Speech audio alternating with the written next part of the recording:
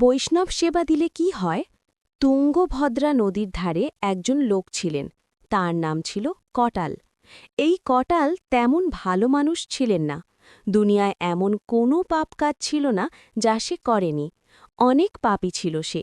লিখতে লিখতে যমরাজের খাতার পৃষ্ঠা আর বাকি রইল না।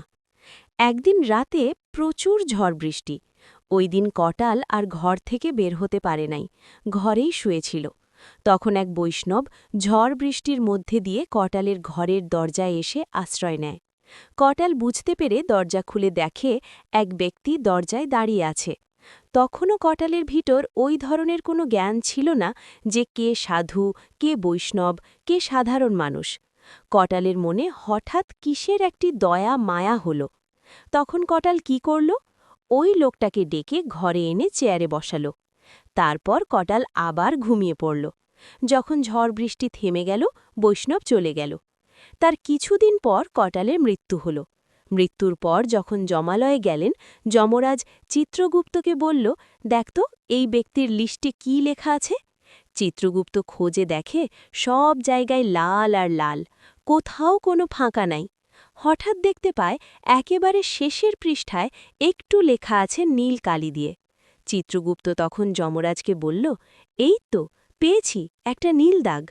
যমরাজ তখন কটালকে বলল, তুমি একবার মানব জনম পাবে, আর বাকি সব নরক। তা তুমি আগে কোনটা নিবে, মানব জনম নাকি নরক? কারণ তুমি একবার নরকে গেলে কবে যে মানবরূপ পাবে সেটা আমিও ঠিক বলতে পারছি না। তখন যমরাজ যখন কটালকে বলল, আমি কি এমন কাজ করছি যার কারণে আমায় মানবরূপ পেতে হচ্ছে?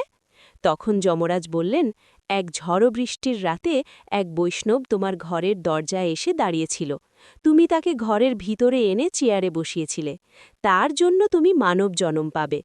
তখন কটাল বলল, আমি তো তাকে খেতে দেইনি, আর খাওয়া তো দূরের কথা, আমি তো তাকে পাখার একটা হাওয়াও করিনি। কটাল বলল, তাহলে সুযোগ যখন পেয়েছি আগে মানব জন্ম নিব। কিন্তু আমার একটা আবদার আছে। যমরাজ বলল, কি?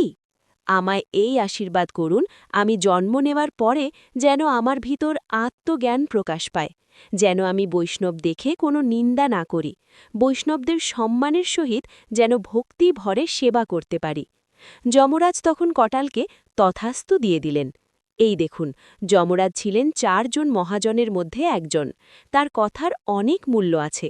আর কটাল যেহেতু বিষ্ণুভক্ত, সেবা দিতে চাইছে, এখানে কোনো বাধা দিতে পারে না।